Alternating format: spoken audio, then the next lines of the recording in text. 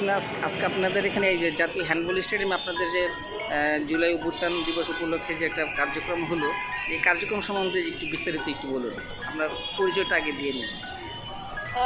এটা ফেডারেশনের খেলারই একটি অংশ। সেই অংশ হিসেবেই এই আজকের খেলার আয়োজন করা হয়েছে। বিভিন্ন জেলা সংস্থা থেকে যা প্লেয়াররা এসেছে, অংশগ্রহণ করেছে।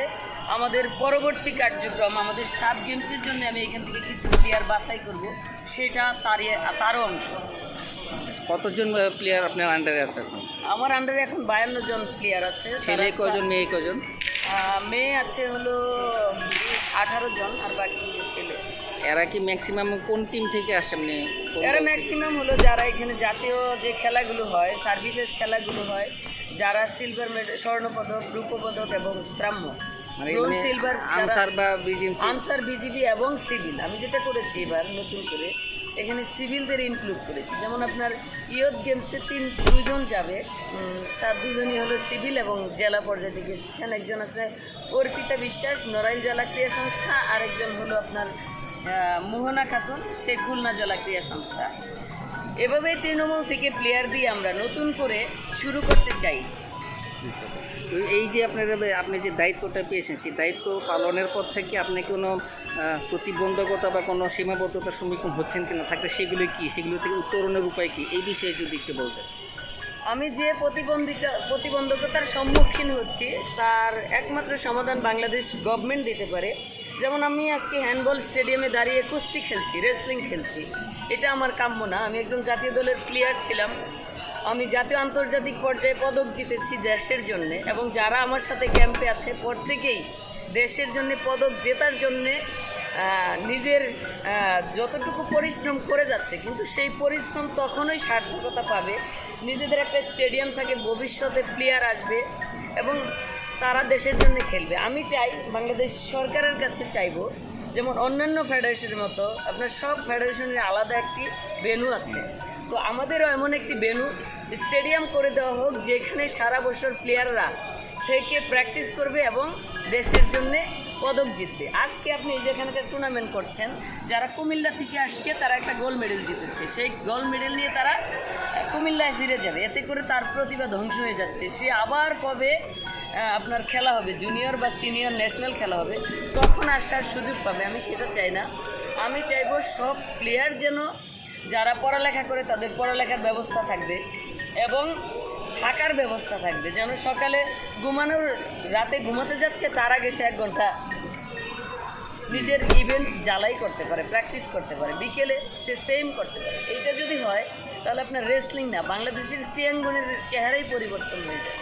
আপনার মূল প্র্যাকটিসটা বা অনুশীলনটা তো হয় মিরপুর ইনডোর স্টেডিয়ামে আমরা বিকালের অনুশীলনটা করি, এবং আমাদের যে সকালের ফিজিক্যাল থাকে সেটা বিভিন্ন দিন বিভিন্ন পার্ট থাকে আমার শিডিউল অনুযায়ী।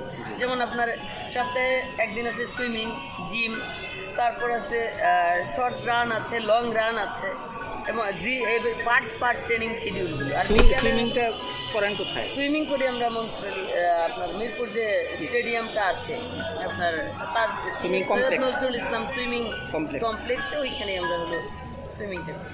তো ফেডারেশন থেকে আপনার যে চাওয়াটা, মানে এই অনুশীলন কার্যক্রমটা পরিচালনা করার যে চাওয়াটা, সেই চাওয়াটাকে আপনি পুরোপুরি ফুলফিল তারা করতে পেরেছে?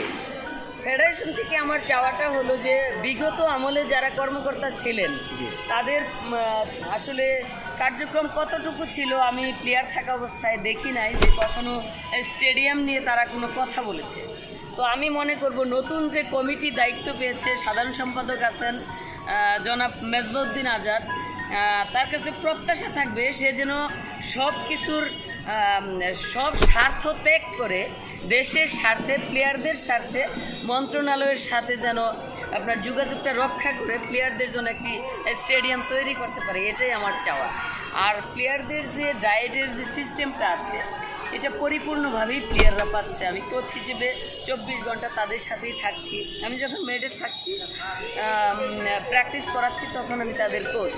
যখন তারা আমার সাথে রুমে থাকছে, সবাই আমার বন্ধু। আচ্ছা, তো আপনি যাদেরকে কোচিং করাচ্ছেন, আপনাদের ছেলে এবং মেয়ে উভয় টিমেরই কোচ? তাহলে এই দুইটা দলকে একসাথে সামলাতে কি আপনি কতটুকু চ্যালেঞ্জ মোকাবেলা করতে হচ্ছে? আসলে লাইফটাই হলো একটা চ্যালেঞ্জ। সেই চ্যালেঞ্জের জায়গা থেকে আমি সেই চ্যালেঞ্জটাকে গ্রহণ করেছি দেশের জন্য, দেশের স্বার্থে। আমার এই দেশপ্রেমের জায়গা থেকে আমি যেন দেশের জন্যে সামনে যে গেমসগুলো আছে সেখানে ভালো খেলতে পারে প্লেয়াররা, এবং সাব গেমসে যেন আগের রেজাল্টের খোরাকে কাটিয়ে স্বর্ণপদক জিততে পারে, সেটাই আমার প্রত্যাশা থাকবে। তো আপনি তো অ্যাজ এ ন্যাশনাল টিমের কোচ হিসেবে এটি আপনার প্রথম অ্যাসাইনমেন্ট।